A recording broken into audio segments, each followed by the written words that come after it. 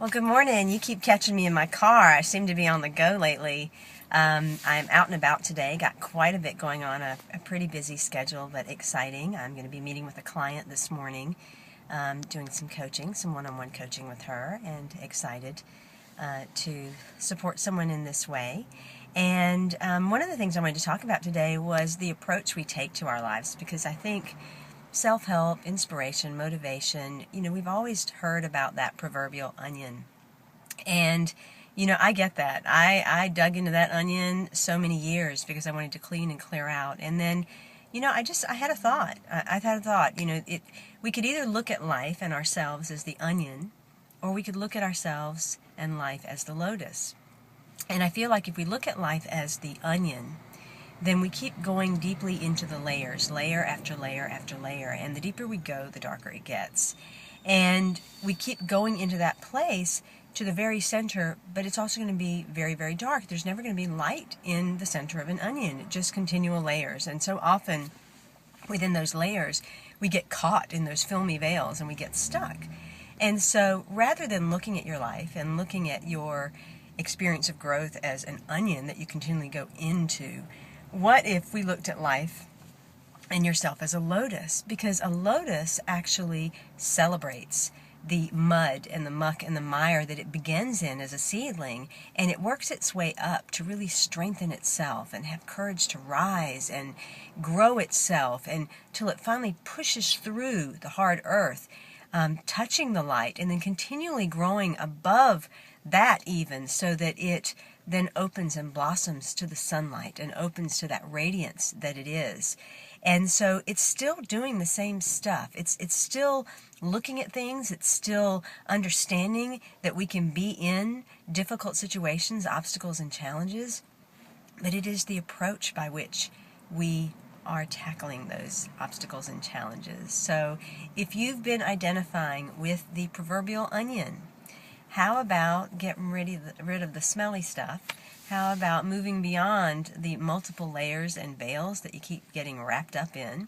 And let's just go bare naked through the mud and rise up into the sunlight and be the blossoming lotus. I think that sounds like a lot more fun, a lot more celebration, and definitely a lot more freedom, power, and grace. So, and I think that's my little tidbit today. I was kind of mulling all that over as I was driving the kids to school this morning and thinking about my day. And so after my session, I've got actually an interview with a paper here. They came to the TED Talk and they wanted to do a deeper interview. So shout out to City Paper. Thank you for that. I'm looking forward to it.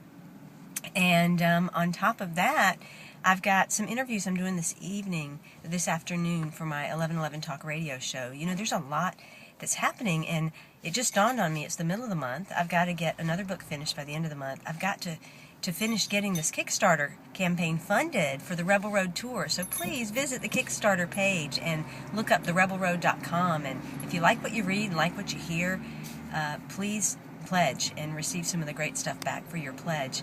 But I have some things to do, so I decided that I needed to pre-record some of my 11:11 Talk radio shows. So I am pre-recording 3 of those today. I'll be speaking with Polly Campbell, and we're talking about her book Imperfect Spirituality. And then I'll be talking about talking to Tom Shadyac about his new book, which is called Life's Operating Manual. That ought to be interesting.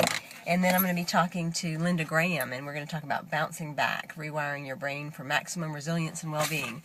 I definitely get a lot of reading in. I read about 3 to 5 books a week, just because of the 11:11 Talk radio and the magazine stuff that I do. And it's just wonderful to be able to tap into different voices and the way they express and what they're here to share with the world. And it just is continual confirmation that each and every one of us are here to share something powerful, to share our voice in a unique and profound way that is going to be the voice that is heard by certain ears on the planet.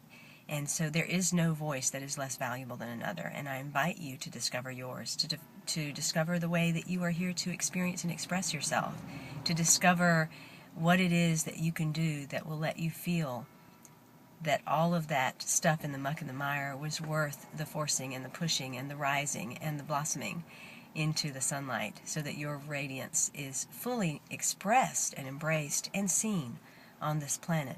Because when you become the lotus, you also give us the gift of that, being able to see you out there in the beautiful ponds amongst the lilies. So that's my little tidbit for today, my daily diary. I love you. I am just kind of sitting in awe of everything, just embracing every moment, everything from the mundane to the very, very exciting, and knowing that it all has a place. And I hope you do that for yourself in your own life, because if it were not for the mundane things in our lives, the things that a lot of people want to call boring or, gosh, I don't want to do that, then we wouldn't really know the contrast of the exciting things when they show up. So here's to contrast. Anyway, in love, of love, and with love, I'm Simran Singh, author of Conversations with the Universe. Get your copy. So many people are talking about it. And please, please, please post a review on Amazon for me. Please post a review. I'd love to hear your feedback. Anyway, have a fabulous day. I'll talk to you tomorrow.